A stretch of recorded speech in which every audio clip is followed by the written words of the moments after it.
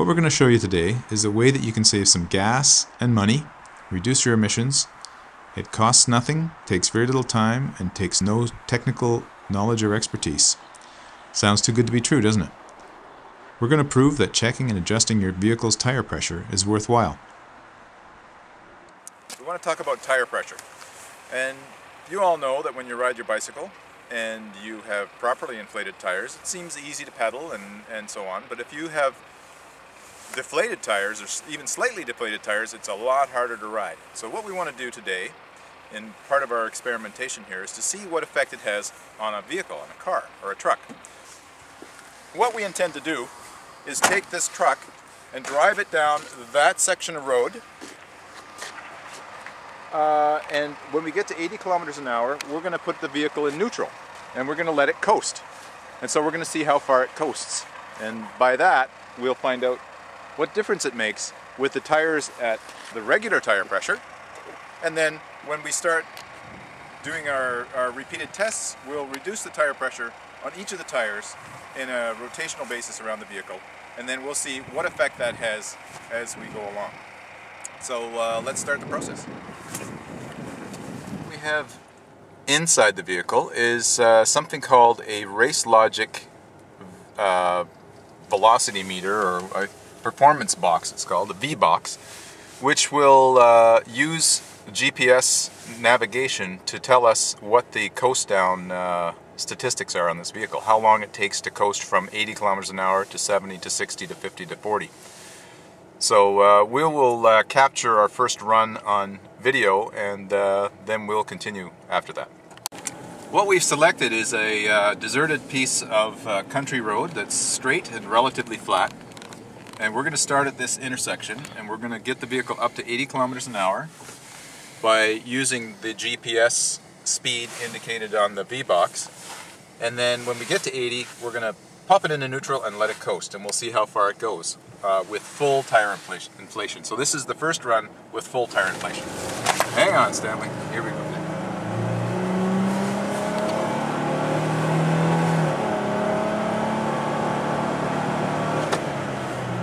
Okay, we've reached 80, we got about to 82, so it's in neutral and coasting along.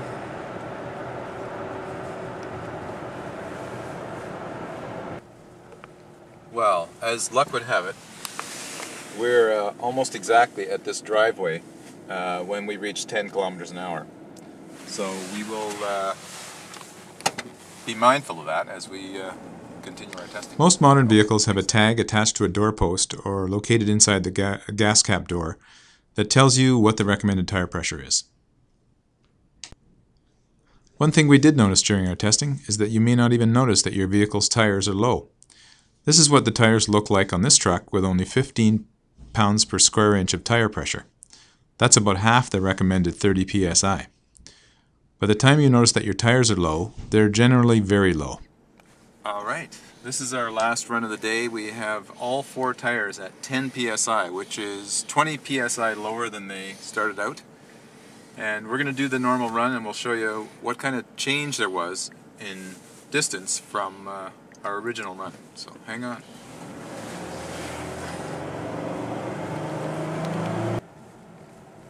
Now what we're going to do when we get down to 10 kilometers an hour here is to drive.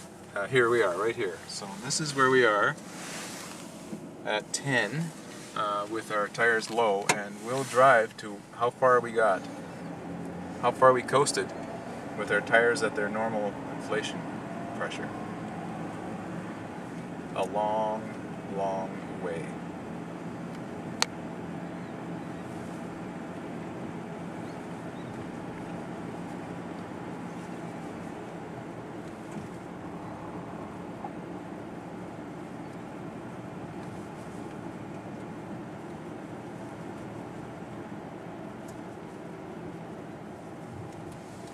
If you recall our first run, we hit 10 km per hour right here in this driveway.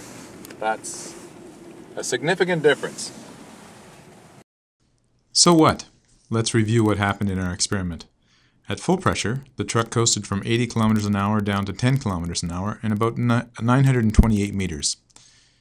We saw on the video that with the tires underinflated, it slowed much quicker. In fact, the truck only traveled 619 meters before it slowed to 10 kilometers an hour, a full 309 meters sooner. That's 1,013 feet, or over 3 football fields. So the truck slows down faster with low tire pressure than it does when the tires are properly inflated. What does that mean to you?